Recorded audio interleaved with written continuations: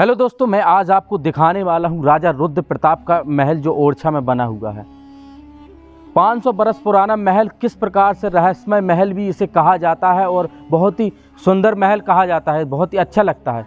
चलते हैं इसके इतिहास के बारे में बात करूंगा मैं, क्या इतिहास रहा महल का। पहले महल के अंदर चलते हैं और क्या इस महल की खासियत। तो देख सकते हैं कितना बड़ा महल बना हुआ है, दोनों तरफ से बाहर का नज़ारा। दरअसल आप देखिए, इस गेट को देखिए, उसी समय का दरवाज़ा किस प्रकार से बनाया है। महल में कोई ज़्यादा बड़ा दरवाज़ा नहीं बना, सिंपल दरवाज़ा है, छोटा ही।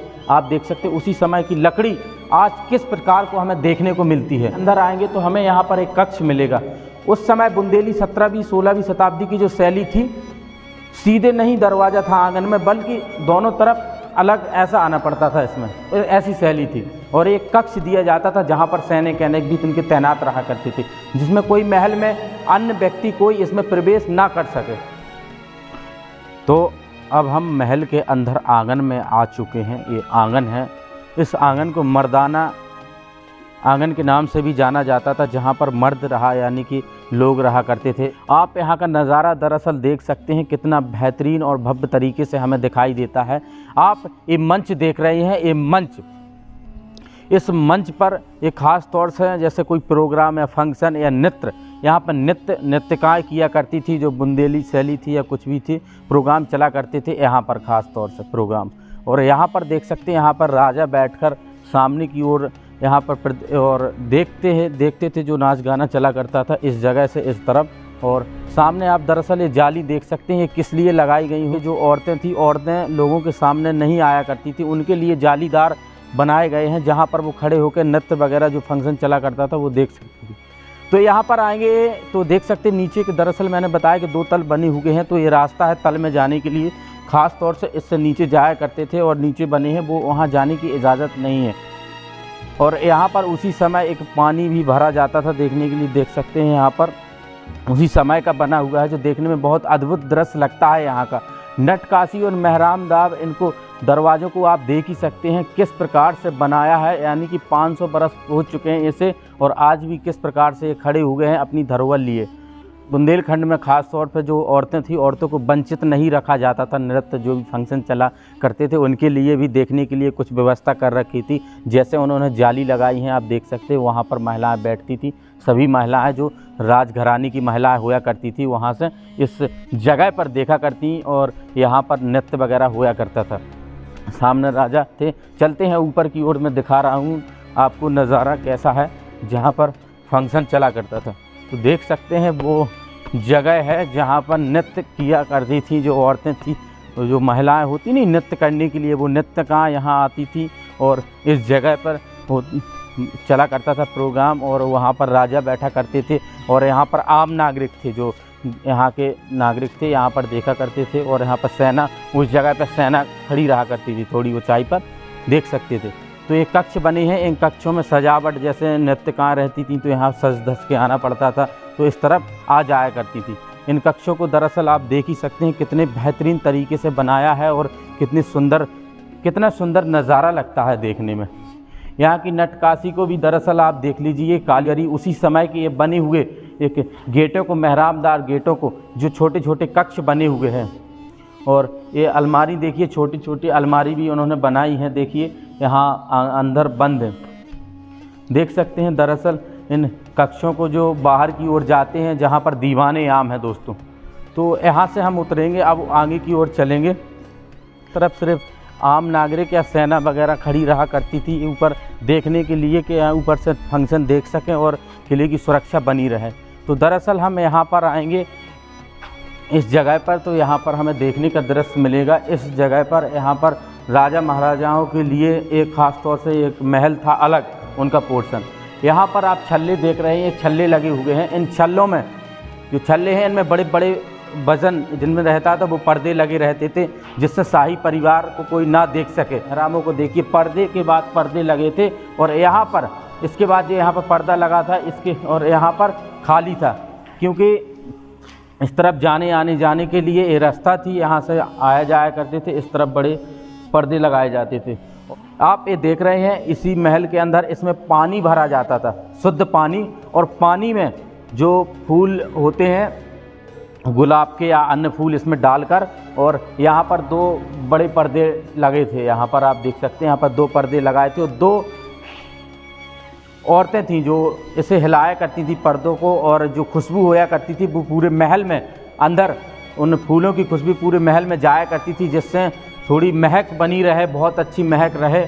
और इस प्रकार से इसका यूज हुआ करता था। आप देख ही सकते हैं कि हम मर्दाना आंगन से आते हैं औरतों का आंगन। जो औरतों का आंगन था, यानी कि यहाँ पर शाही परिवार जो रहा करता था राजा का, आप यहाँ पर देख रहे हैं। यहाँ पर देखिए 3 दरवाजे यहाँ पर हैं और 3 दरवाजे यहाँ पर हैं। इस जगह पर और इस जगह पर राजा की रानियाँ थी, यहाँ पर रहा करती थीं अलग अलग कक्ष में। 3 रानियाँ इस तरफ, 3 रानियाँ इस तरफ। ऐसा मतभेद है, अभी कुछ कंफर्म नहीं है कि राजा की कितनी रानियाँ थी, मगर ये ज़रूर है कि ये जो रानियाँ थी उन्हीं के लिए एक ख़ास तौर पर महल बनाया था। इन रानियों का महल दरअसल मैं आपको दिखा दूँ किस प्रकार से हैं। तो ये यहाँ पर इस जगह पर जो राजा की रानियाँ थी इस जगह पर रहा करती थीं। उस समय देख सकते हैं किस प्रकार की कलाकारी है इस महल में। तो यहाँ पर आएंगे तो देखिए कितना अंधेरा है, और यहाँ पर चित्रकारी भी कर रखी है बहुत बेहतरीन तरीके से। देखिए यहाँ का दृश्य कुछ इस प्रकार का हमें देखने को मिलता है। इस जगह पर अंधेरा है और जितना हो सकेगा वो दिखा रहे हम आपको। देखिए ये रानियों के आवास था, यहाँ पर रानियाँ रहा करती थी दोस्तों। देखिए यहाँ पर इस जगह पर ये रानियों के कक्ष थे, जो अलग अलग कक्ष थे, अलग अलग में कक्षों में रानियां रहा करती थी दोस्तों। तो यहाँ पर आते हैं, जैसे ही ये कक्ष बने हैं उसी प्रकार से वो भी कक्ष बने हुए हैं जहाँ पर रानियां रहा करती थी। राजा का कक्ष ये था सामने, जस्ट ये राजा का कक्ष था, यहाँ पर राजा रहा करते थे। और बता रहे आप ये देख रहे हो यहाँ का नज़ारा, इसमें टोटली 136 कमरे हैं, जिसमें 100 कमरे ऊपर बने हुए हैं और 36 कमरे नीचे बने हुए हैं दोस्तों इस महल के अंदर। तो देख सकते हैं ये राजा का कक्ष है, इसमें राजा रहा करते थे। ये रानियों का कक्ष था, मैंने दिखाया, उस तरफ भी रानियों का कक्ष था। तो ये राजा के कक्ष में हम प्रवेश करते हैं। तो यहाँ पर बता रहे कि राजा यहाँ पर बैठा करते थे इस जगह पर। ये अभी लगा दिए गए, पहले राजा यहाँ बैठा करते थे। और जैसे ही आते हैं बीच वाला द्वार पे आते हैं यहाँ पर, तो इस जगह पर राजा के कुछ गुप्त दरवाजे थे, जो सुरंगें थीं, जो राजा को पता था मैं कहाँ निकलती हैं, किस जगह। देख सकते हैं बहुत दूर दूर तक ये दरवाजे, गुप्त दरवाजे जो महल से बाहर निकला करते थे इस किले से, वो राजा को पता थे। इसी दरवाजे से राजा निकला करते थे। और इन चित्रकारों को भी दरअसल आप देख सकते हैं, चित्रकारी घोड़े हाथी अपने जैसे पूरे उस समय की जो 17वीं शताब्दी की चित्रकारी है, कुछ इस प्रकार से बनाई गई है, जो लोगों का जीवन यापन किस प्रकार से होया करता था और किस प्रकार से राजा शासन किया करते थे। और चित्रकारी यहाँ पर पूरी की पूरी बनाई गई है उस समय के कलर आज भी आप देख सकते हैं। ऊपर प्रभु श्री राम और लक्ष्मण सीता जी की भी देखिए यहाँ पर मूर्तियाँ बनी हुई हैं। यहाँ पर देख सकते हैं आप, जितने ही अंदर आएंगे इन कक्षों में सिर्फ राजा का ही निवास होया करता था, यानी राजा का आवास था ये। इसी जगह पर राजा रहा करते थे। इस कलाकारी को दरअसल आप देख सकते हैं, जिसमें भगवान श्री राम को दर्शाया गया और उनके भाइयों को और माता सीता को इसमें देख सकते हैं। ये राजा का कक्ष किस प्रकार से बना है दोस्तों, अद्भुत कर देने वाला है। और बीच के बीच रहस्यमयी सुरंगें भी यहाँ से निकलती हैं और इस जगह पर राजा बैठा करते थे। और जैसे ही यहाँ पर जैसे रानी के पास जाना होता था राजा को, तो उस आवास यानी कि घर में चले जाया करते थे, ज़्यादा दूर नहीं था। वो ये आंगन था, यहाँ पर भी बैठा करते थे राजा महाराजा अपनी रानियों के साथ इस जगह पर। यहाँ पर कोई आम आदमी नहीं आ सकता था, सिर्फ शाही परिवार ही यहाँ पर रहता था और शाही परिवार के लिए ही एक ख़ास तौर पर बनाया है। आप यहाँ पर आएंगे थोड़ी इस जगह पर और बता रहा हूँ मैं क्या क्या है यहाँ की खासियत। तो इनको भी आप देख सकते हैं, रानियों के जो कक्ष हैं किस प्रकार से हैं। बड़े बड़े कक्ष बने हुए हैं, 3 कक्ष यहाँ पर हैं और 3 कक्ष वहाँ पर रानियों के। जो एक आप कक्ष देख रहे हैं, ये रानी की महिला सहायक थी, जो महिला सहायक मदद किया करती थी कुछ कार्य योजना में, कुछ भी इनके न्याय करना कुछ हुआ तो ये उनका कक्ष था। जो रानी की सहायक थी, महिला सहायक, उसका भी कक्ष, उनका कितना बेहतरीन कक्ष बना हुआ है देख सकते हैं। इसमें रानी की जो सहायक थी वो रहा करती थी और ऊपर किस प्रकार से चित्रकारी कर रखी है 17वीं शताब्दी की जो आज भी किस प्रकार विद्यमान है आप देख सकते हैं। तो चलते हैं अब ऊपर की ओर। नीचे मैंने दरअसल आपको दिखा दिया है, यहाँ पर इतना भव्य बना है ये राजा रुद्र प्रताप का ये महल, जो बहुत देखने में बहुत ही अद्भुत और रहस्यमय लगता है। रहस्यमय है कि राजा के महल से जो सुरंगें निकली हुई हैं, पता नहीं कहाँ जाती हैं, कहाँ तक जाती हैं और किस प्रकार से वो सीक्रेट सुरंगें हैं। तो चलते हैं अब ऊपर की ओर और देखते हैं ऊपर क्या क्या है यहाँ पर।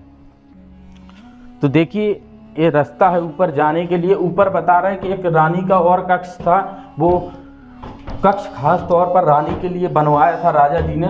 तो जितना ही जैसे हम ऊपर आएंगे तो देखिए यहाँ पर हम ऊपरी हिस्से में आ चुके हैं और ऊपरी हिस्से में बहुत बेहतरीन दिख रहा है। यहाँ पर ये देखिए जो राजा की रानी थी, रानी के लिए खास तौर पर राजा ने कक्ष बनवाया था। देख रहे हैं एक कक्ष कितना सुंदर लगता है देखने में।